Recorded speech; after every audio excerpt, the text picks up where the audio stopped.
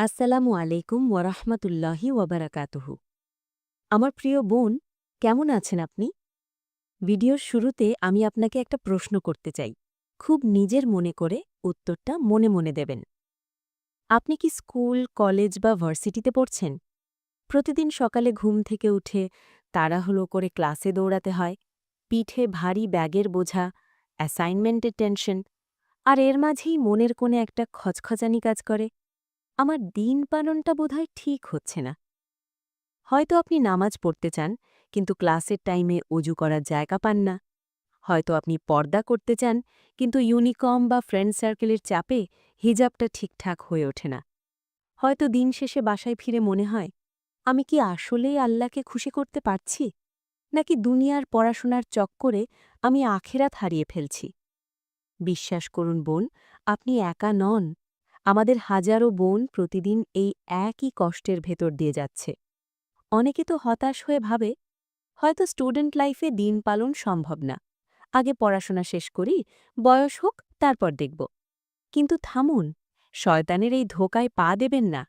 ইসলাম আপনাকে পড়াশোনা ছেড়ে দিয়ে শুধু জায়নামাজে বসে থাকতে বলেনি, বরং একজন মুসলিম ছাত্রী হিসেবে আপনার কলমের কালি আর চোখের পর্দা দুটোই আল্লাহর কাছে ইবাদাত হতে পারে। আজকের এই ভিডিওটি কোনো সাধারণ ওয়াজ নয়, এটি আপনার জীবনের গল্প। আজ আমরা এমন একটি বাস্তবসম্মত ইসলামিক রুটিন তৈরি করব, যা ফলো করলে ইনশাআল্লাহ আপনার ক্লাস, এক্সাম, ক্যারিয়ার এবং আল্লাহকে খুশি করা সব একসাথে চলবে, কোনো কনফিউশন থাকবে না। আজ আমি আপনাদের বড় বোনের মতো করে হাতে কলমে দেখিয়ে দেব কিভাবে সকাল থেকে রাত পর্যন্ত একজন স্মার্ট ও দিনদার স্টুডেন্ট হিসেবে আপনি দিন কাটাবেন।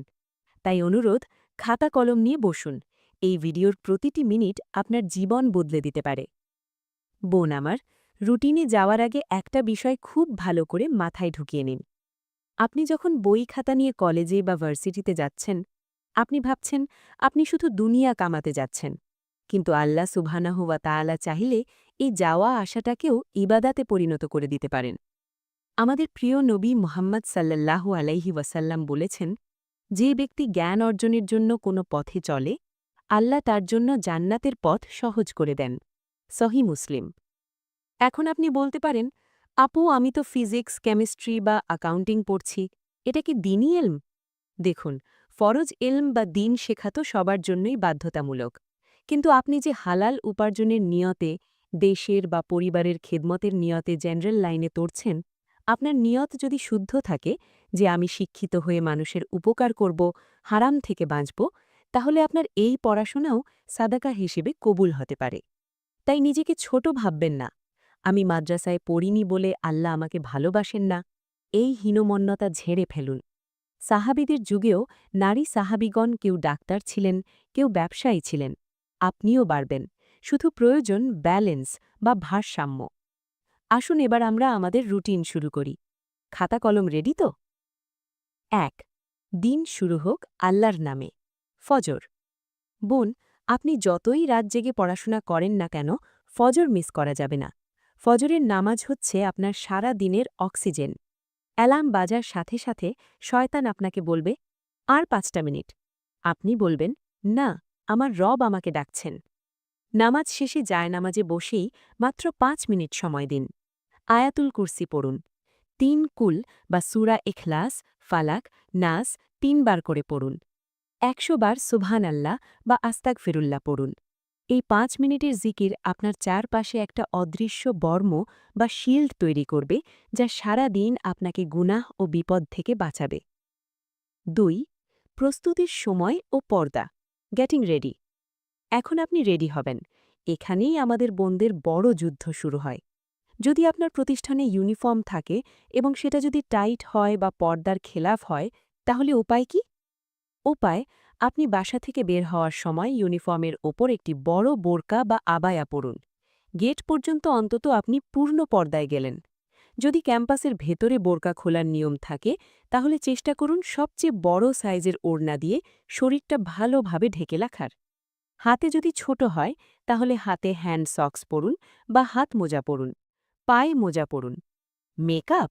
প্লিজ বোন, কাজল, লিপস্টিক বা পারফিউম মেখে ক্যাম্পাসে যাবেন না। নবী মোহাম্মদ সাল্লাল্লাহু আলাইহি ওয়াসাল্লাম পুরুষের সামনে সুগন্ধি মেখে যেতে কঠোরভাবে নিষেধ করেছেন। আপনি পড়তে যাচ্ছেন, নিজেকে প্রদর্শন করতে নয়। আপনার সৌন্দর্য আপনার আমানত, সেটা রাস্তার সবার জন্য নয়। বাসা থেকে বের হওয়ার দোয়া। বের হওয়ার সময় পড়ুন, বিসমিল্লাহি তাওয়াক্কালতু আলাল্লাহি লা হাওলা ওয়ালা কুওয়াতা ইল্লা বিল্লাহ। এই দোয়া পড়লে ফেরেশতারা আপনার জিম্মাদার হয়ে যান। এখন আপনি ক্যাম্পাসে, চারিদিকে ছেলে মেয়ে একসাথে, হই হুল্লোড়, গান বাজনা। এর মাঝে আপনি কিভাবে টিকে থাকবেন? ১. ক্লাস ও ছেলেদের সাথে ইন্টারঅ্যাকশন। আপনি হয়তো এডুকেশন সিস্টেমে পড়েন, ছেলে মেয়ে একই ক্লাসে। এখানে আহলুস সুন্নাহ ওয়াল জামায়াত এর স্কলারদের পরামর্শ হল, প্রয়োজন ছাড়া কথা নয়। ক্লাসে ঢোকার সময় সালাম দিন, মনে মনে বা আস্তে। চেষ্টা করবেন এমন বেঞ্চে বসতে যেখানে মেয়েরা বসে। ছেলেদের গা ঘেঁষে বসবেন না।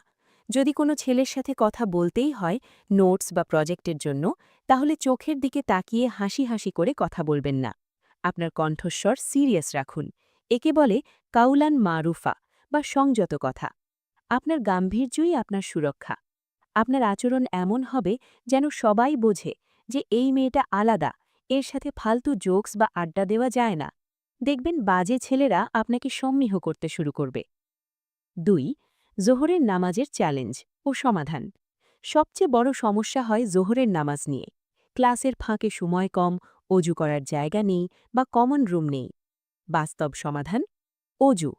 বাসা থেকে বের হওয়ার সময় অজু করে বের হওয়ার চেষ্টা করুন এবং অবশ্যই মোজা পরুন। হানাফি মাযহাবসহ প্রায় সব মাযহাবেই চামড়ার মোজার ওপর মাসাহ করার বিধান আছে, তবে সাধারণ সুতি মোজার ক্ষেত্রে মতভেদ আছে। তাই সবচেয়ে নিরাপদ হল অজু ধরে রাখা। আর যদি অজু ভেঙে যায়, তাহলে ওয়াশরুমে গিয়ে শুধু ফেস ওয়াশ করার মতো অজু করে নিন। পা ধোয়ার জন্য টিস্যু বা বোতলে পানি রাখুন। পা বেসিনে তোলা দৃষ্টিকটু হলে মিনারেল ওয়াটারের বোতল দিয়ে কোনায় দাঁড়িয়ে পা ধুয়ে নিন। লজ্জা পাবেন না, এটা আল্লাহর হুকুম। নামাজের জায়গা: যদি কমন রুম থাকে আলহামদুলিল্লাহ, যদি না থাকে তাহলে কি? খালি ক্লাসরুম খুঁজুন, সিঁড়ির নিচে পরিষ্কার জায়গা খুঁজুন, লাইব্রেরির এক কোনায় জায়নামাজ বিছিয়ে নিন। বোন, বিশ্বাস করুন, আপনি যখন নামাজের জন্য জায়গা খুঁজবেন, আল্লাহ আপনার জন্য জমিনকে প্রশস্ত করে দেবেন। আমার অনেক বোনকে দেখেছি ভার্সিটির বারান্দার এক কোনায় ব্যাগ সামনে দিয়ে নামাজ পড়ে নিচ্ছে। লোকে কি ভাবল তাতে কিচ্ছু যায় আসে না। কেয়ামতের দিন এই মাটি আপনার পক্ষে সাক্ষী দেবে। সময়: যদি ক্লাস চলতে থাকে এবং ওয়াক্ত চলে যাওয়ার উপক্রম হয়, টিচারকে বিনীতভাবে বলে ৫ মিনিটের ছুটি নিন। ফরজটুকু আদায় করে নিন। জোহর কাজা করবেন না। জোহর কাজা করলে সারা দিনের কাজকর্মে বরকত পাবেন না। ১. আসরের নামাজ ও বিশ্রাম। বাসায় ফিরে ফ্রেশ হয়েই আসরের নামাজটা পড়ে নিন, কারণ আসরের ওয়াক্ত খুব দ্রুত চলে যায়। নবী মোহাম্মদ সাল্লাল্লাহু আলাইহি ওয়াসাল্লাম বলেছেন, যে আসরের নামাজ ছেড়ে দিল তার আমল বরবাদ হয়ে গেল। বুখারী। নামাজ পড়ে একটু রেস্ট নিন। ২. মাগরিবের পর আমাদের হোম মাদ্রাসা। মাগরিবের নামাজ পড়ে আপনি পড়ার টেবিলে বসবেন, কিন্তু বোন, এখানেই আমি চাই আপনি আপনার রুটিনে একটু পরিবর্তন আনুন। আপনার একাডেমিক পড়াশোনা শুরু করার আগে মাত্র ২০-৩০ মিনিট সময় দিন দিন শেখার জন্য। আপনি হয়তো বলবেন, আপু, সময় তো পাই না। বোন, ফেসবুকে স্ক্রল করে আমরা ঘণ্টার পর ঘণ্টা কাটিয়ে দিই। সেখান থেকে মাত্র ৩০টা মিনিট বের করুন। কিভাবে শিখবেন? ইউটিউব। বর্তমানে ইউটিউবের মাধ্যমে ঘরে বসেই বড় বড় আলেম ও স্কলারদের গুরুত্বপূর্ণ লেকচার শোনা সম্ভব। তবে এক্ষেত্রে সতর্ক থাকা অত্যন্ত জরুরি।